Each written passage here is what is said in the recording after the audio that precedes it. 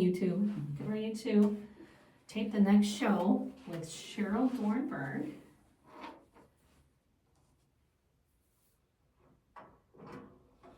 Let's go that way. Alrighty. Okay.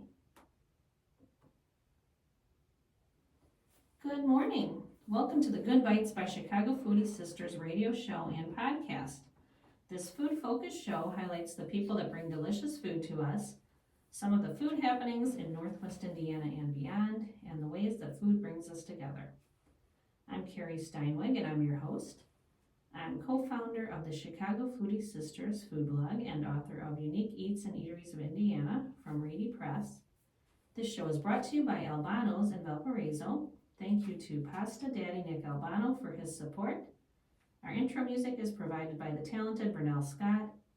And thanks to podcast production assistant Eli Geyer for uploading the shows to podcast platforms so that you can listen in whenever you'd like. The show will rebroadcast on Saturday at 2 p.m. on WVLP 103.1 FM, and you can stream live on WVLP.org. You'll find video of this interview on Chicago Foodie Sisters YouTube channel and Good Bytes by Chicago Foodie Sisters Facebook page. You'll also find this show on several podcast platforms, including Apple Podcasts and Spotify. And today's guest is Cheryl Dornberg.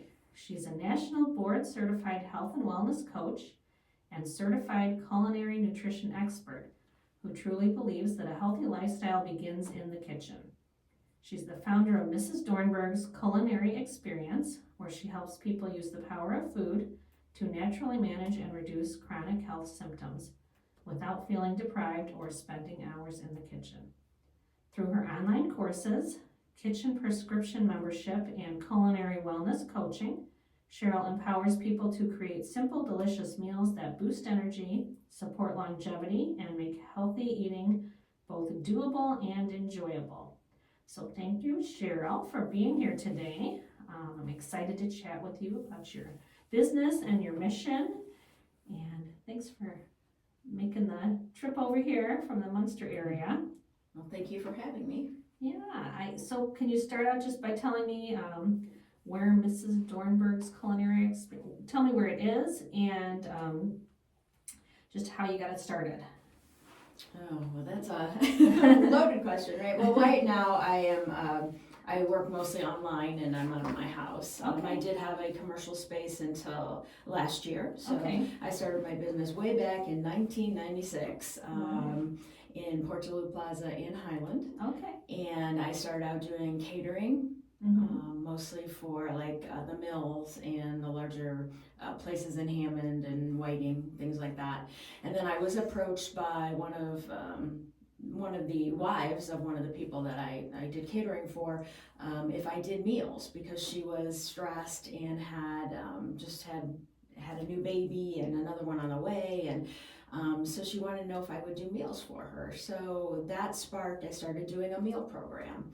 And I did prepared meals that people could take home and reheat and eat. And that was the same time Seattle Sutton was becoming big. So it was kind of that similar thing. So I did that for many, many years. And then I finally started thinking, wow, it's great that you're eating healthy, right? That I'm cooking this food for you, but you really need to learn yourself. You know, it's kind of like the whole teach them to fish, don't give them the fish. And so then in 2011, I started teaching cooking classes and trying to get people to, you know, embrace cooking and you know, do it in their own home. And in 2015 then I went to a larger space in the same plaza because my original space was made more for catering and I didn't have a whole lot of space. So then I moved in 2015 to a larger space so I could do more hands-on classes, more things like that. And I was there, and then COVID hit, and that kind of squashed the online, the in-person, which then forced me online. And what I found with online was I would have people come for a hands-on class, and yeah, you would enjoy yourself, you'd make all the food, you'd be like, this is great, but then you'd go home and you would never make it. Yeah, right? definitely done that Right. many times. Because it was more for the social aspect or the experience, Yeah. and especially cooking in a commercial kitchen. Right, People and were everything's intimidated, right? set up there for you too, and you just have to grab it, and you're not. And somebody's starting from cleaning up scratch. for you. Exactly. And somebody's, if Mhm. you fall behind, somebody's helping you. Right. So when I started doing online classes via Zoom, I found that it was much more effective because people were in their own kitchen. Mm-hmm. Now they were using their own equipment. They were making the substitutions they needed to have. And it was much more cost effective because they could buy their own ingredients and whatever quality of those ingredients they wanted. And the added benefit was now your family was in the background hearing, even though you didn't think they were paying attention. I've had so many, especially spouses, actually now kind of pick up things that I say, and it's helped the family make healthier choices because, when you're trying to tell your spouse what to do, they're not going to listen to you, but if they start hearing it. Cheryl said. Right, exactly, and they hear the why, and then they get to taste things. So that's kind of the evolution of the cooking classes. And then, of course, right before COVID hit, I had started to transition more to the healthy cooking. At first, I thought just teaching people to cook would make you healthier. Make things from scratch and you'd be healthier, which in a way is true. But, then people wanted too many cookie classes or bread classes or pasta. I'm like, this isn't really helping, right? So that's when I took the culinary nutrition certification, and I was just getting ready to transition more to all those healthier classes. And in 2020, when I had more time on my hands and that was my focus, I went back and received my coaching certificate from the Institute of Integrative Nutrition out of New York. And then I went on to do my board certification for that. So really digging down into that health aspect. But it's always, with me, it starts with the food. It's the quality of the food, the nutrition of the food. So many people, you go to the dietitian or you go to the doctor and they tell you have pre-diabetes, you need to change your diet. They hand you a piece of paper and you're on your own. So I'm the one that bridges that for people. Wow. So what was involved in that certification? What kind of training and what? For the culinary nutrition certification, it was a 14-week intense, it was online, but it was very intense. We had a weekly culinary recipe or assignment. So we had to do it, we had to take pictures, we had to submit it. We had online learning classes, and at the end we had to do a proposal. So what we really learned there was to dig into the data and the research.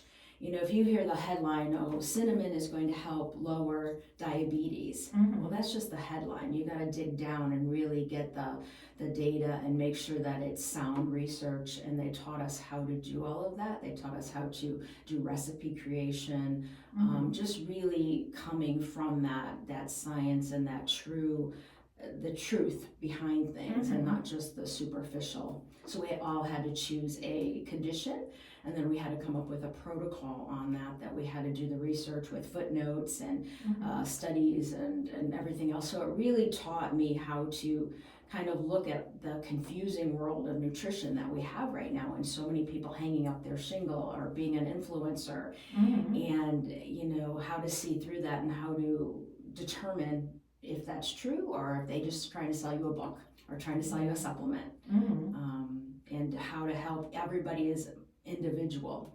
That's another thing. There's here's this latest diet, everybody should go on it. No, everybody has something different. You need the Carrie diet. I need the Cheryl diet. Yeah.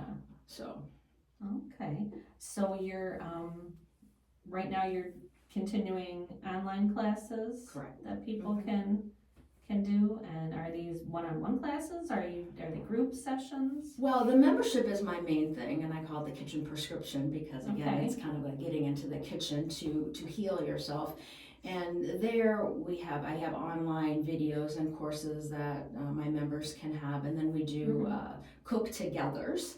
Okay. So that's where we're all on Zoom. They're on Zoom, I'm on Zoom, and we do the cook together. So we have 2 or 3 recipes that we do.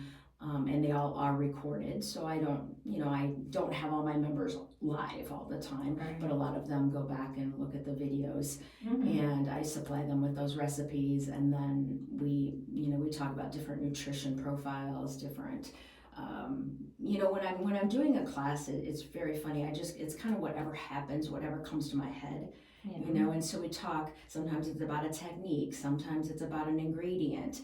There's all kinds of little tidbits and little wisdom that go in there.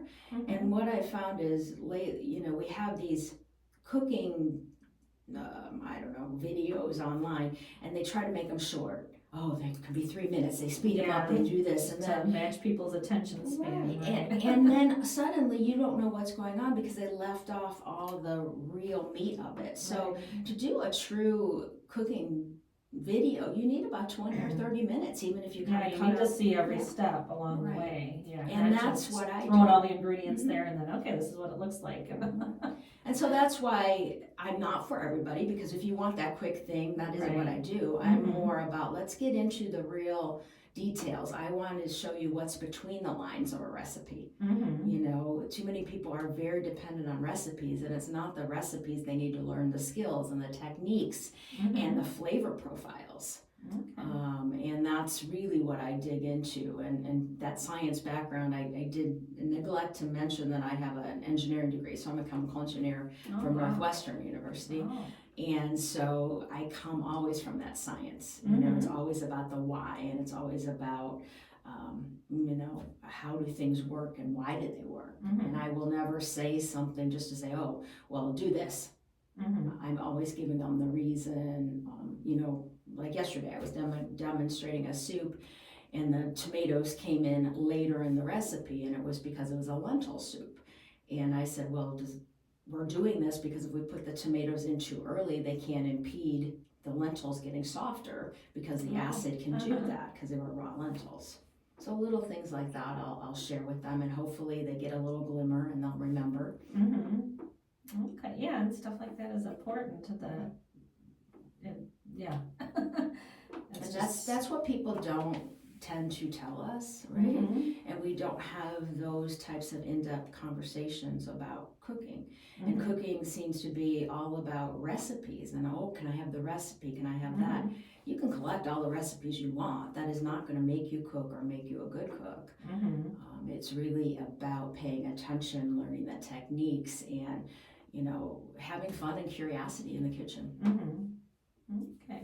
Yeah, and so it sounds like a lot of your clients then kind of are getting the basics from you to kind of help inspire them to create more recipes on their own and do it in a healthy way. Or to find, their favorite recipe now to kind of do their own thing with it. Like when I teach soups, I have an 8-step soup method. So we're using the soup, but I'm also giving this 8 steps. So now this is the formula for soup, right?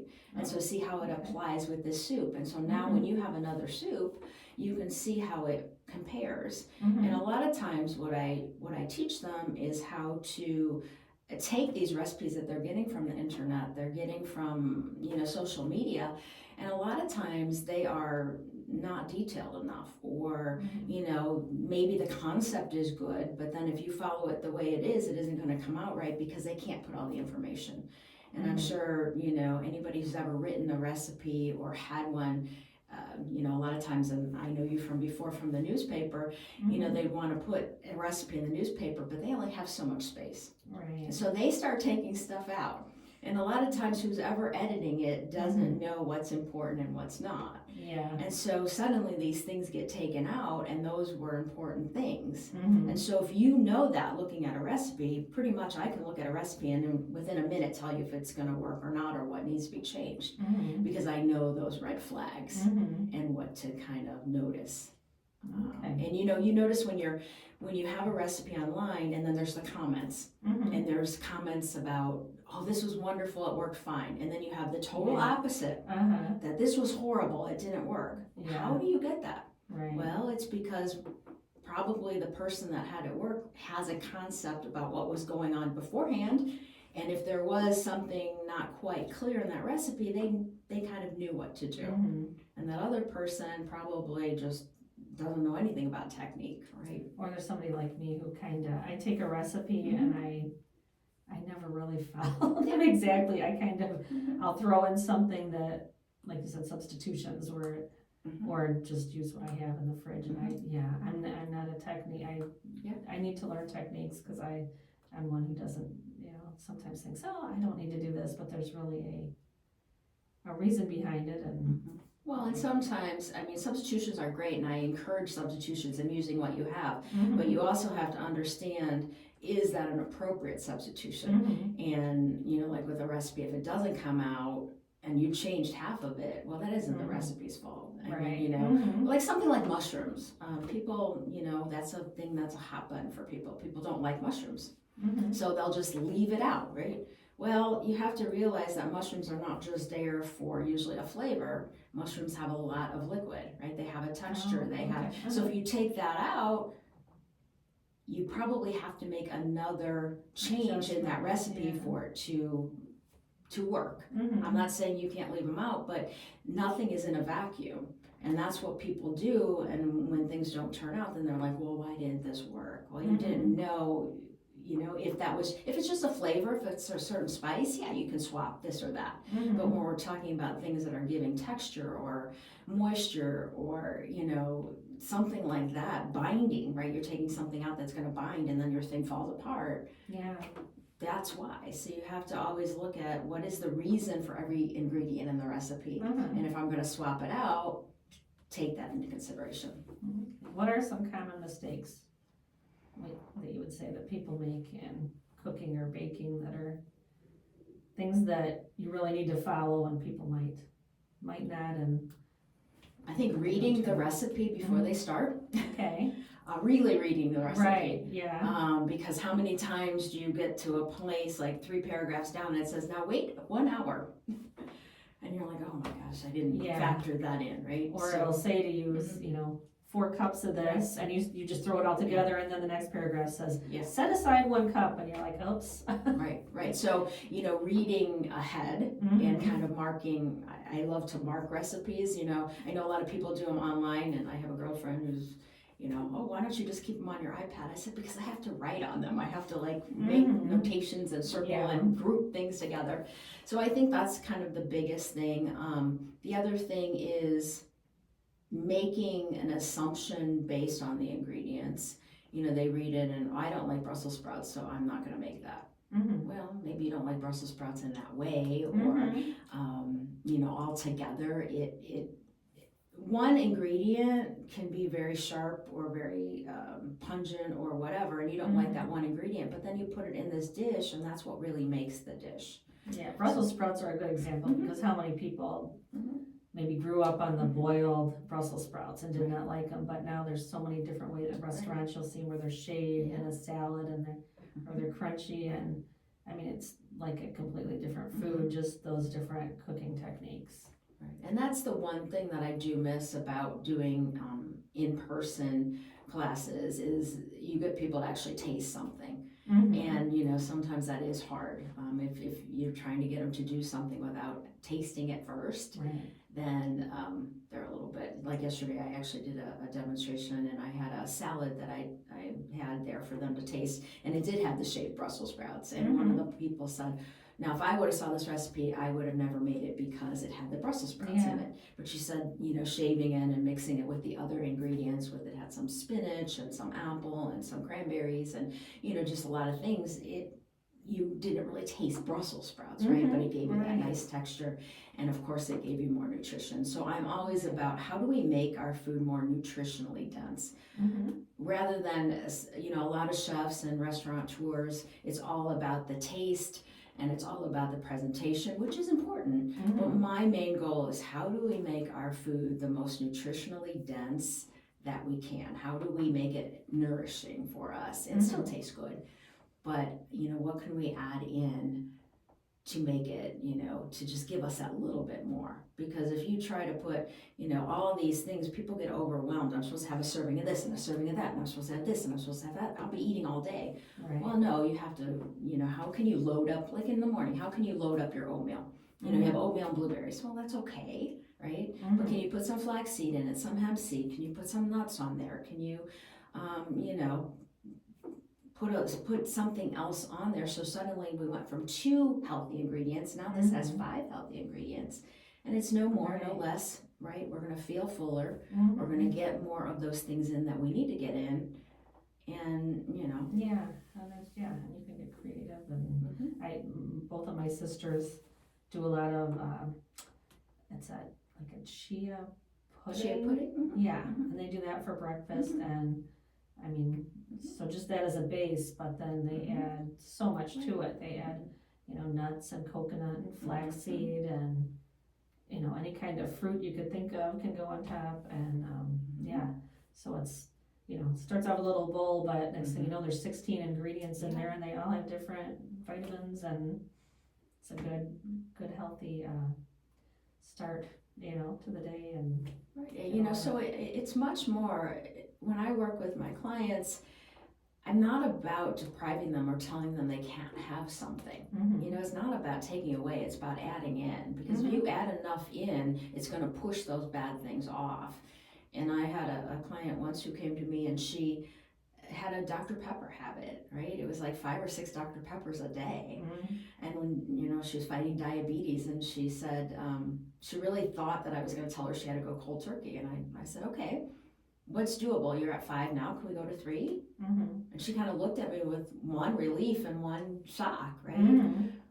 But we got her to 3, and then suddenly she saw, that she was feeling a little better, and then on her own she got down to 2, she got down to 1, and she wasn't at it. Yeah. And so I think a lot of times we approach these dietary changes all or nothing, and we set people up for failure. One of my favorite things is, if you are going to make a change, if I ask you to make a change, or you tell me you're going to make a change, can you do that for the next 1,000 days?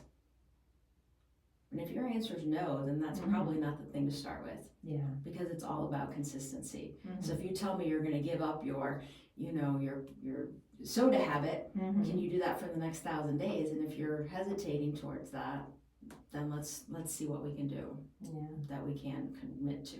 Yeah, and that's one of the best things you can do if you're looking to be healthier, is to give up soda. I mean, I know so many. I don't drink it. I haven't drank it in, I don't know, maybe 4 or 5 years.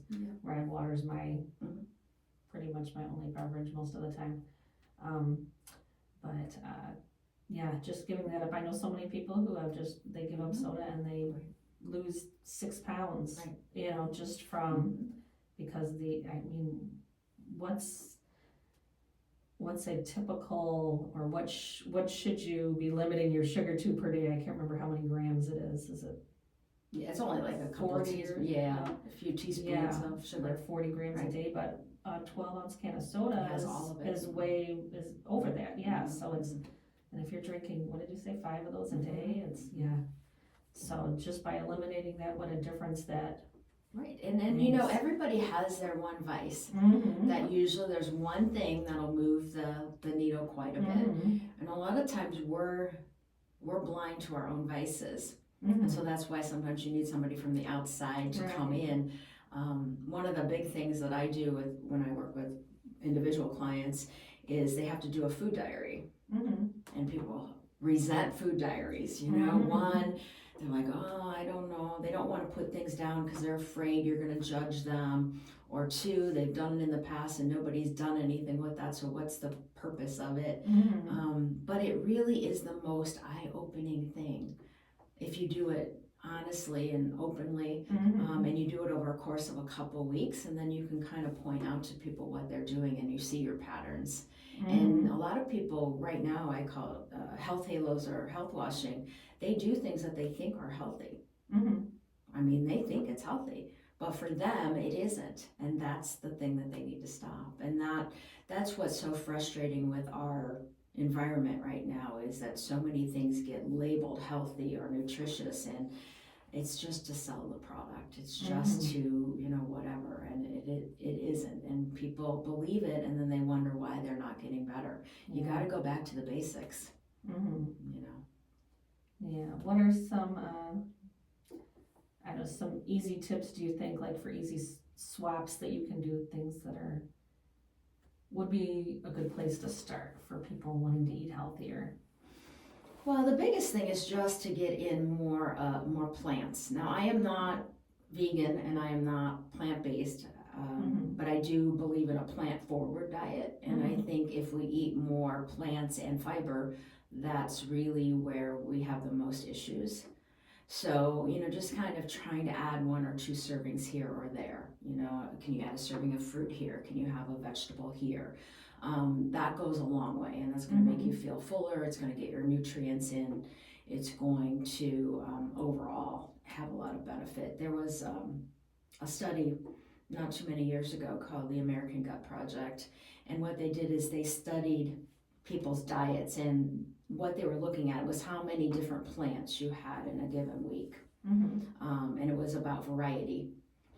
And they found that at the level of 30 different plants a week, they saw healthier microbiomes, they saw overall health improve, they saw inflammation markers down. So this 30 different plants a week was kind of this threshold. The normal American gets between 10 and 12 a week.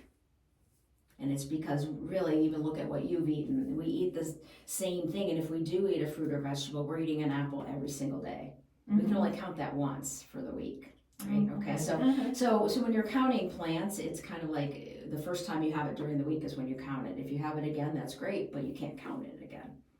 So people need to have more variety in their diet. We tend to be we have, our main wheat, corn, and rice is a big part of our diets, and then on the fruit side, we do apples, bananas, maybe people do broccoli and green beans or corn, right? We just don't venture out. And your body needs so many different nutrients and so many different vitamins and you don't always know what it needs. So you just have to throw all this stuff at it and it'll find what it needs. Your body is very smart. And when we have cravings, it's usually because our body, our brain knows we need something. But unfortunately, it can't say, Carrie, we need some calcium. Would you eat something with calcium? All it does is trigger this, eat something. And so if you eat something that doesn't have what it needs, that keeps craving. Right, then it's going to come overeating back. or eating the wrong Right, stuff. yeah. The way I've always explained it is, when you eat something, it goes through your mouth, you start chewing it up, it goes into your stomach, and I think of little Pac-Man. Remember Pac-Man? And they come and they start devouring the food and the nutrients in your stomach. And so this one needs iron, this one needs protein, this one needs, and so they're going to scavenge for what they want. If they find what they want, they're happy, they grab it, they go off like a dog, right? And they go sleep with their little bone, and they're happy. But if they come and that stuff isn't in there, they go away and they're hangry. They're like, I still need what I need. Right. And so what happens then, it says, the only thing that it can happen is it triggers your brain. It says, brain, we need what we need. So then your brain says, eat. And so people that are on this constant cycle of always being hungry, always eating, usually the problem is they're not nourishing themselves. They're feeding themselves or consuming calories, but they are not getting the nutrients that their body needs. And so this is the vicious cycle. I used to be a really big snacker. I would snack all the time. And when I finally realized this, I hardly snack anymore. Because again, I make sure my meals are very nutrient rich, and my body gets what it needs, and I pay attention. We don't really pay attention. We feel this craving, and instead of really thinking about what we need, we just grab whatever's convenient, and we're just perpetuating that cycle. So, it's a lot of mind, it's a lot of, it's hard to break those habits, and we attach so much with food, joy and sorrow and emotion, and, it's not an easy thing, it's not easy. And when we start shaming people, or we tell people they can't have something, I always say there's no food you can't have. Everything, it's how you make it. And even now, I never say I can't have something, I choose not to have it. And if you change the language, sometimes it makes it a lot softer. If you just say, I choose not to have this, or I choose not to put this in my body, rather than, I can't have that, I'm being, deprived. Or both my sister and I at the same time kind of went through a little weight loss journey and eating healthier and stuff,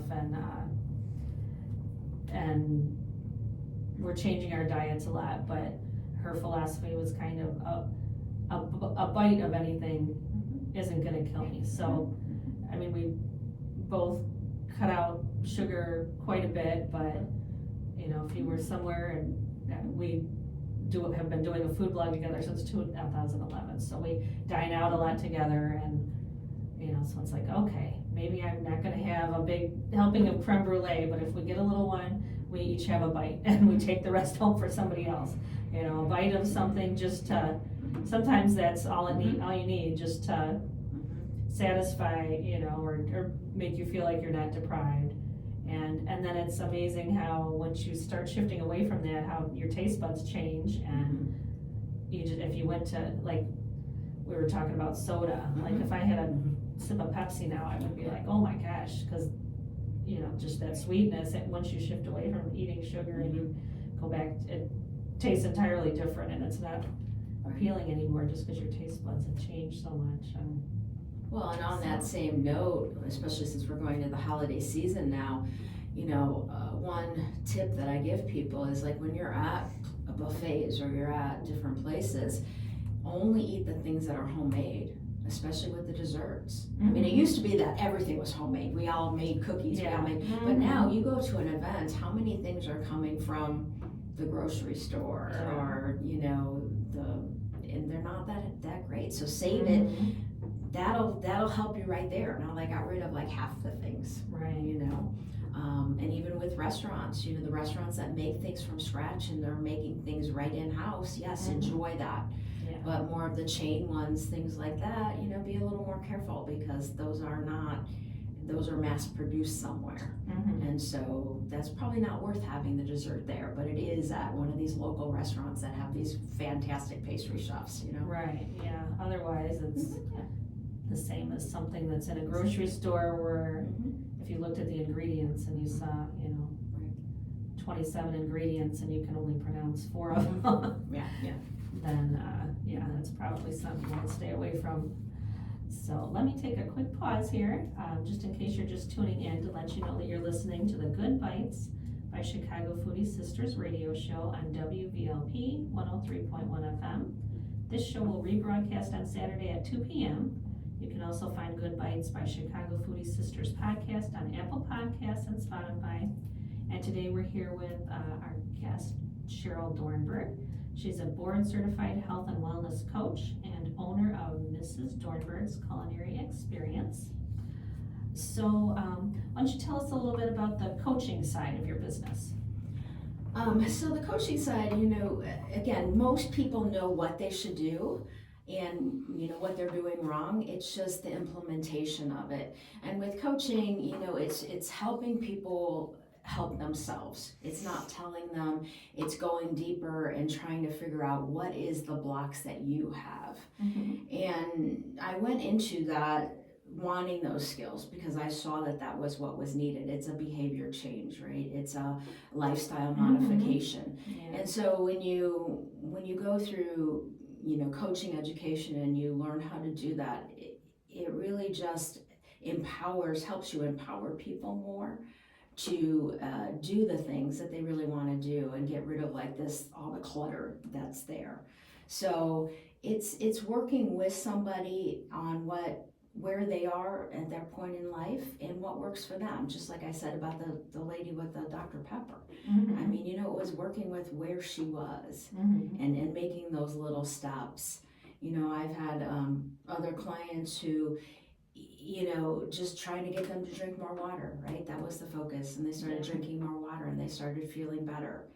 And then they started embracing more of the healthy foods. And then they went into going into getting plastics out of their kitchen, right? There's all these different ways we can do it.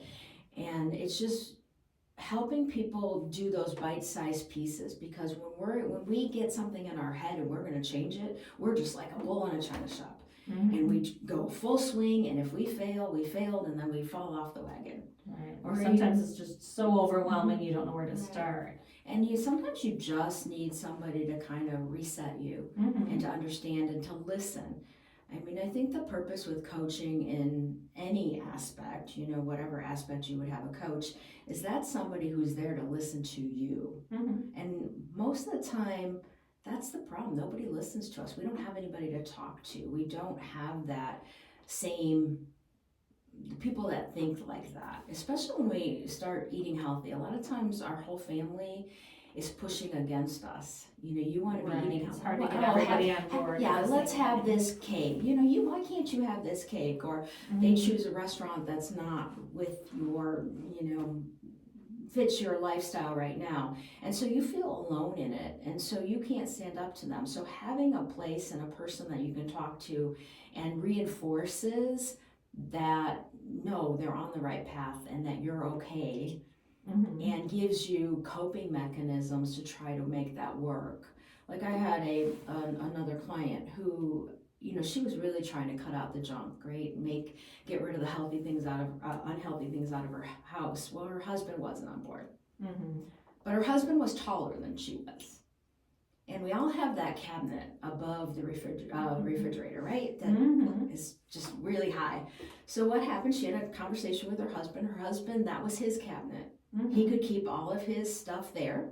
Yeah. It was out of her eyesight. I mean, she could climb up on the stool and get it, but she wasn't depriving him, but she was making it clear that she just couldn't have that in her life. That's a big compromise. Right. So sometimes just being out of sight, you just don't think I know if I leave cookies on the counter, my husband's gonna get them. But if I just put them in a cabinet, I mean, they'll be there for weeks because he doesn't know they're there, or he just doesn't. They're not in his line of sight.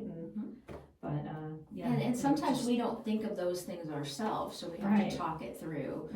Or we're just feeling discouraged, and you'll sit down and we'll have a conversation, and you're really down on yourself, but then I can see, no, you did this and you did that. Again, it's somebody to help reinforce what you're doing correctly and to help you through those struggles.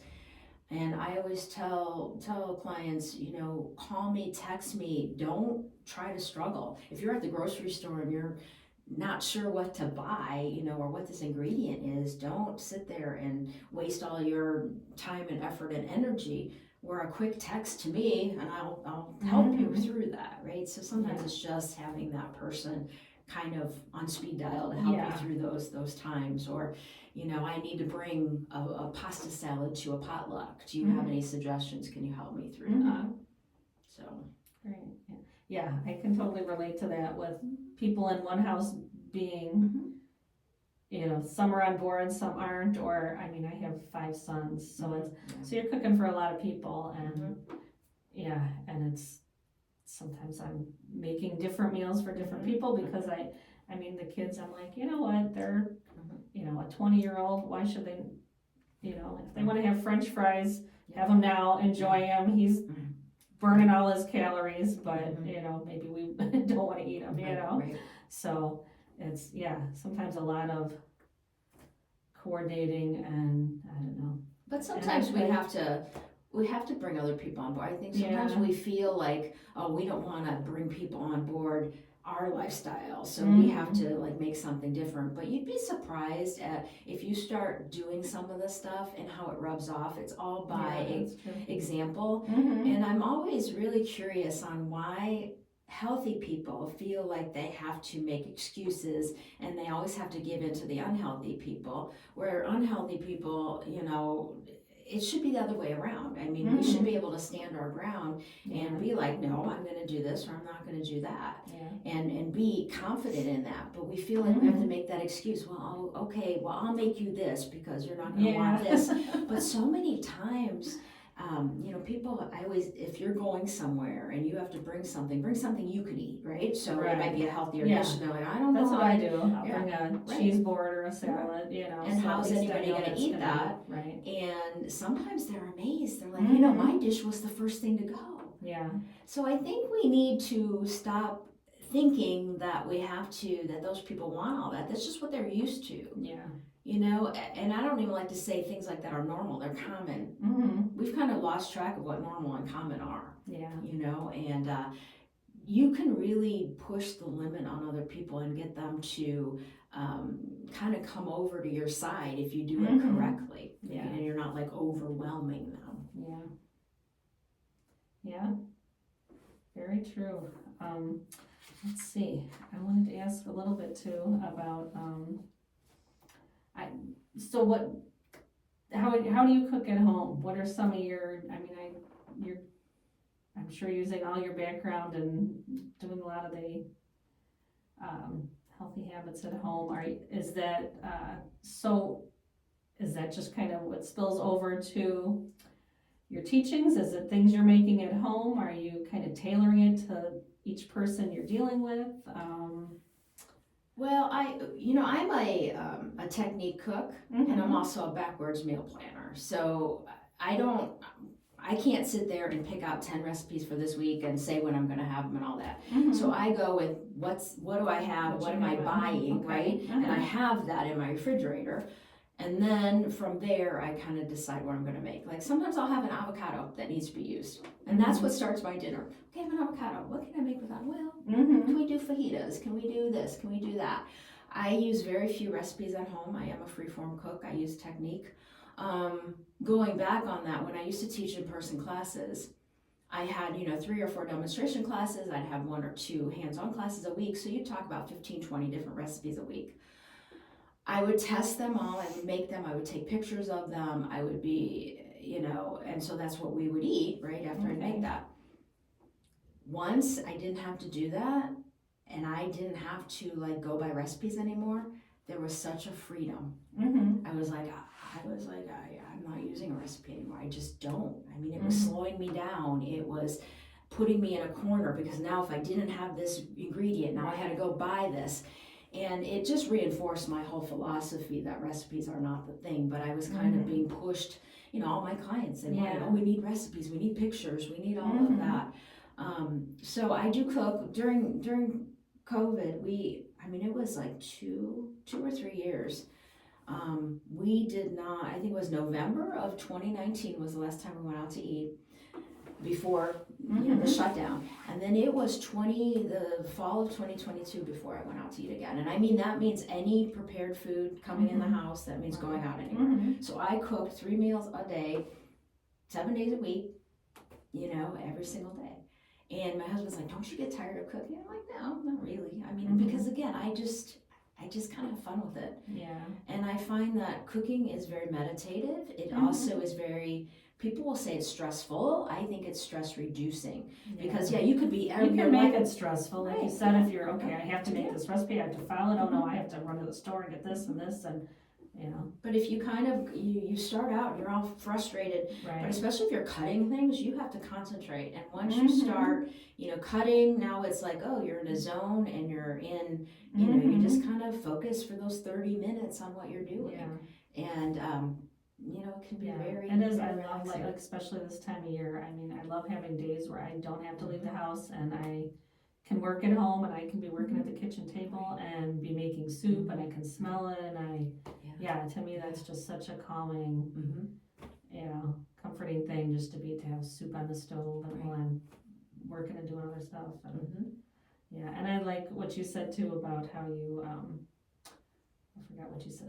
Kind of using the resources you have and starting from there when you cook. Right, backwards meal planning is what I call it. Yeah, because I'm the same way and I'm kind of frugal with the food that I buy, and I hate food waste. So, there's several days a week where I'll just be like, okay, it's left overnight.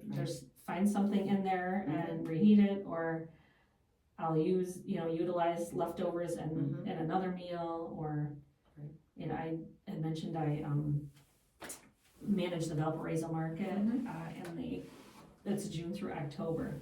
And so, which I really miss right now with all the fresh veggies and stuff that I would bring home, but so I'd always have, the fridge stocked during the summer with veggies and, just kind of look at what is in there and okay, I've got zucchini and I've got, I'm gonna do this and just kind of work from what I've got on hand, so. Yeah, and you have to be creative, and I think going to a farmer's market or getting a CSA box, community supported agriculture, those things are really things, if you embrace them correctly, can build these skills with you. Mhm. Because if you get a box of things, there's going to be things you've never experienced before, right? Yeah, forces And to be you want to creative. learn how to use those. And actually, that's how I became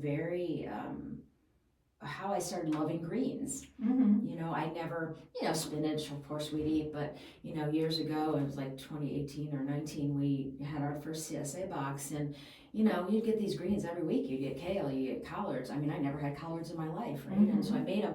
Now we grow them, right? And now if we don't have cooked greens, 3 or 4 times a week, I feel like, something's missing. Yeah. And we go back to the nutrient thing. Both my husband and I have been told by our eye doctor that our eyes have actually gotten better over the years with the macula, what it looks like.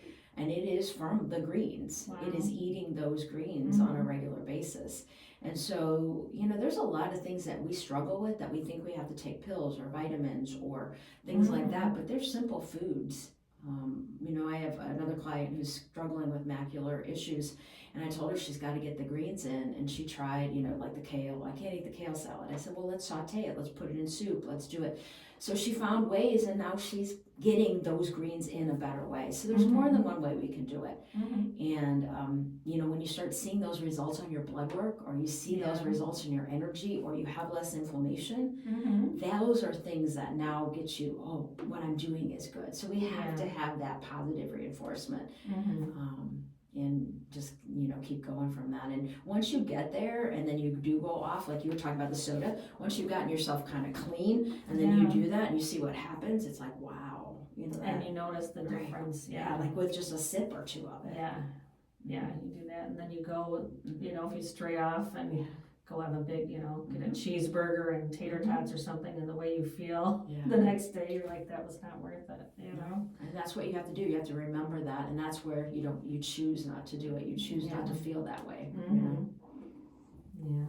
I wanted to talk to you too about you're involved with the Northwest Indiana Food Council and the Region Roots Food Hub. So can you tell us a little bit about your involvement with that and what it is? So the Food Council's been around since 2013, so a pretty long time, and I was aware of them when I was in business. But in the last few years, I became more involved. I'm actually on the board of directors right now, the current treasurer. So with the Food Council and the Food Hub, it kind of puts everything together that I've worked for my entire career. So when I started doing the food, it was about teaching people to cook, right? And then it became about the quality of the ingredients. So as I went more into the deeper of the nutrients and stuff, the higher the quality, the more local your food is, the more nutritious it's going to be. And so the Food Council brings that local, region produced food to people. I think a lot of people don't realize that there's a lot of stuff produced here in Indiana, but 90% of the food we're buying from the grocery store is imported from out of this state.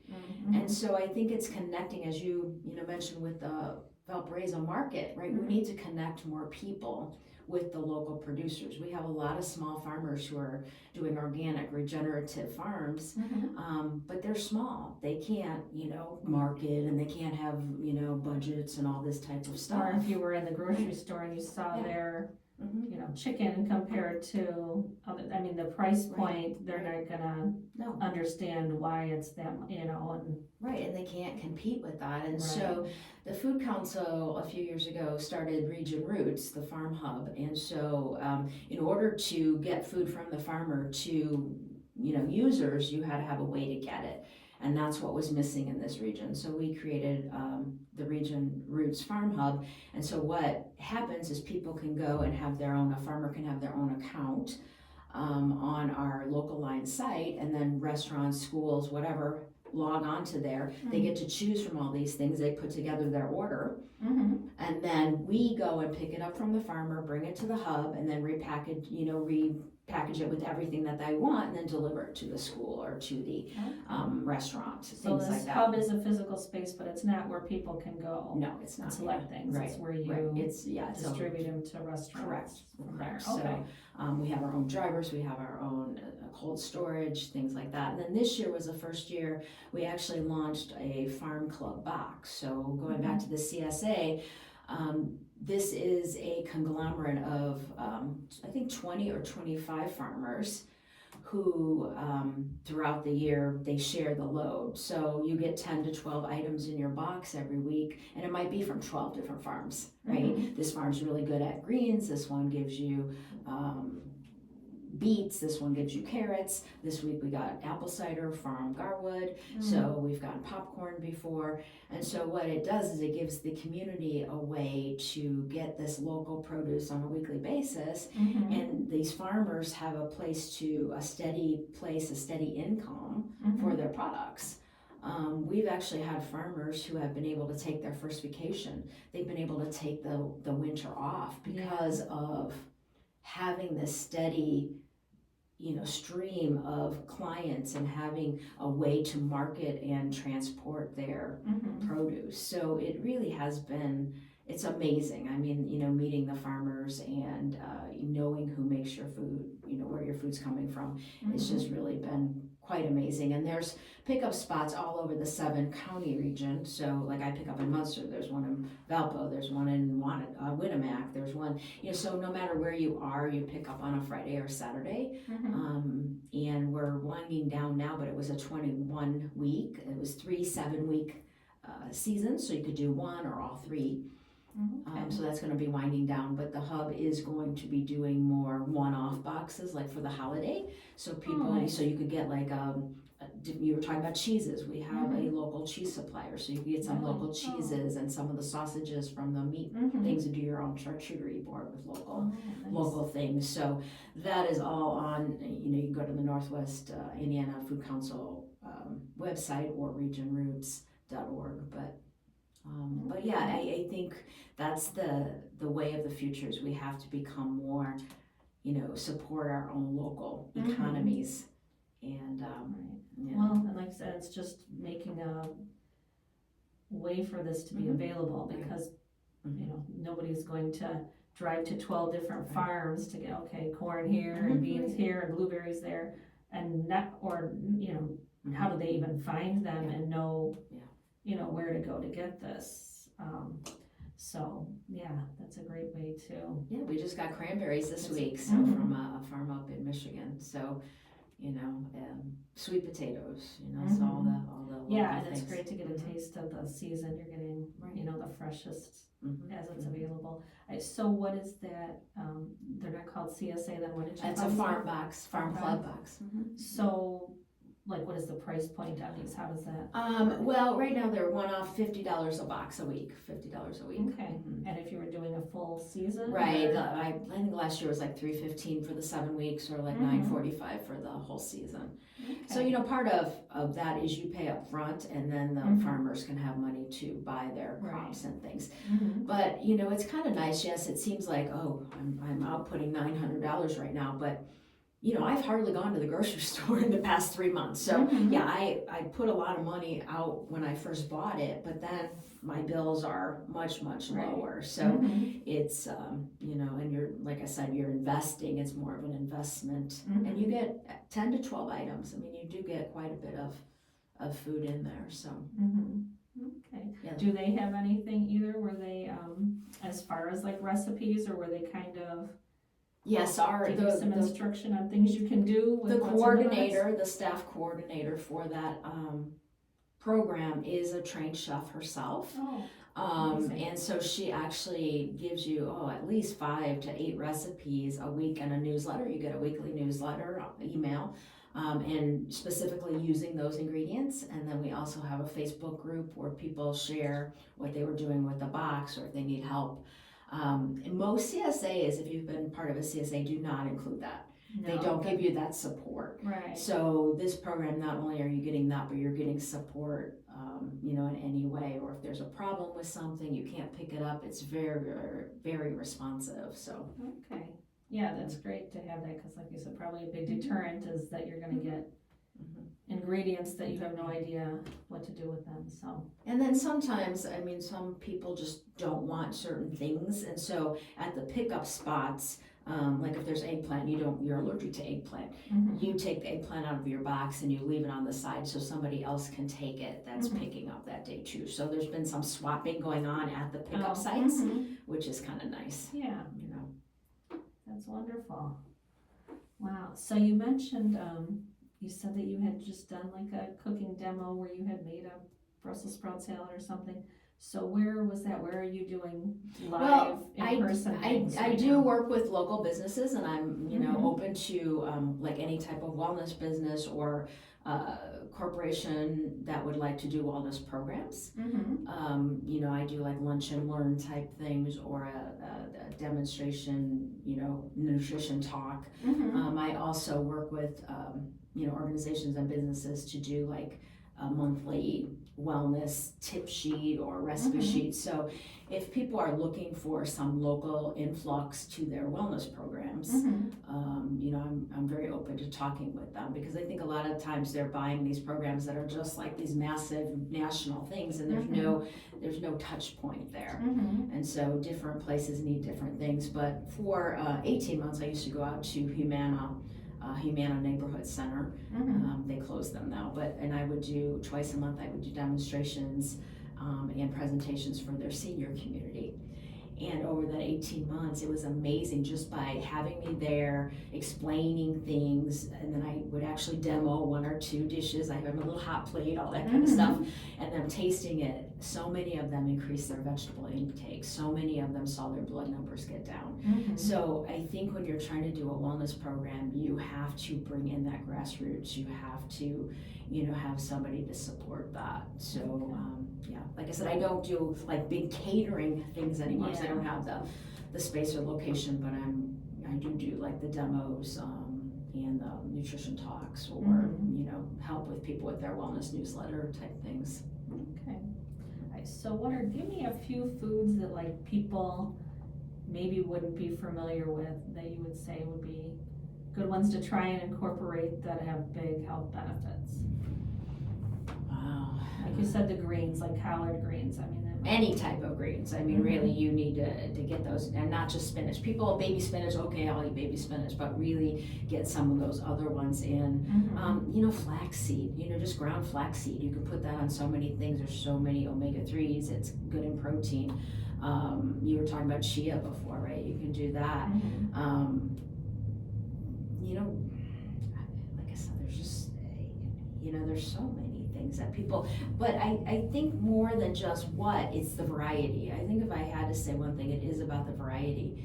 So if you eat an apple a day, instead of buying the bag of Gala apples every week, buy them individually and buy a Gala, buy a Fuji, buy a Honeycrisp, because now you're going to get 4 different health profiles. Okay. If you eat bell peppers, get a red one, a yellow one, a green one. If you eat carrots, go get a bag of rainbow carrots. So get an orange carrot, a purple carrot, a yellow carrot.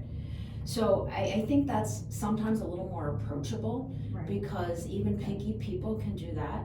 So I think before you start like trying all these things or buying these expensive products, try to diversify what you're already eating, and try to get, even sweet potatoes. There's like 3 or 4 different kinds of sweet potatoes out there. Yeah, it is one interesting thing is like any vegetable, there's so many varieties usually. Even like a cucumber, there's an English cucumber, there's, I tried a lemon cucumber at the farmer's market recently, there's, and onions, there's so many. Shallots and green onions and leeks and, red onions. But the other thing that I found personally is we eat a salad pretty much every day. And I never used to be a salad person. I couldn't even tolerate salad because I had Crohn's and all that. But we eat a salad every day, and that's a way to really load up. You can put lettuce. Actually, I don't do well with lettuce, so I eat cabbage. But you have a bed of something, and then you can put your whatever's in season. So right now I'm actually putting turnips and carrots and some peppers, and you can do some you can put pumpkin seeds and sunflower seeds, and you suddenly now, going back to those plants, you suddenly have 9 or 10 different plants in this bowl of salad, and no matter what happens for dinner, I ate my veggies. Right. Too And many it times, doesn't, oh, right, too many times we don't load up early enough in the day. And then so by the time dinner comes, we're like, oh my gosh, I gotta have all this stuff. So the earlier you can start loading up, we talk about that oatmeal or yogurt, putting all the stuff on there. And then we have lunch, and then dinner, if we just have a piece of protein and some vegetable and potato, that's fine, because we made it up already. Yeah, and with salads too, I was just gonna say, people always think of veggies, but, and that's what I used to, you know, always think, okay, a dinner salad or a salad, it has to be, you know, the standard, the lettuce and the tomato and the cucumber, but in recent years where I've gotten to adding, you know, so many fruits into it, you know, apples, pears, berries, and also I always like some kind of crunch, so instead of croutons, some almonds or pecans or pumpkin seeds and pumpkin seeds are very high in magnesium, and most of us are low in magnesium, so you know that's a good way to get that in. Or sunflower seeds are vitamin E. So any of that stuff, you know, you gotta have that crunch. Roasted vegetables, you know, people on their root vegetables are so healthy for you, and you can just roast a pan of them. Roasted beets, there's another one. Beets, people don't like beets, but roast them. Now you can throw those things on your salad. So golden beets. Golden beets and candy striped beets and all of that. So, you know, it's just kind of, you know, thinking ahead, making that pan of vegetables and then just throwing on things. So. Wow. Well, we've run out of time. I've enjoyed talking to you so much. There's a whole lot more we could have covered, but if people are interested in finding you, you have a website? Yes, mrsdornbergs.com. Okay. And I'm on Facebook, Instagram, LinkedIn, and you know. So. Wonderful. Well, thank you for being here with us. We had Cheryl Dornberg here today from Mrs. Dornberg's Culinary Experience. This show will rebroadcast on Saturday at 2 p.m. Follow Chicago Foodie Sisters on Facebook and Good Bytes by Chicago Foodie Sisters on Facebook. We're also on YouTube, and this will also go on to Apple Podcasts and Spotify, so you can listen to us there as well. Thank you so much for tuning in today. Thank you, Cheryl, for being here, and hope you all have a delicious day. All right. Goes so fast, right? It does.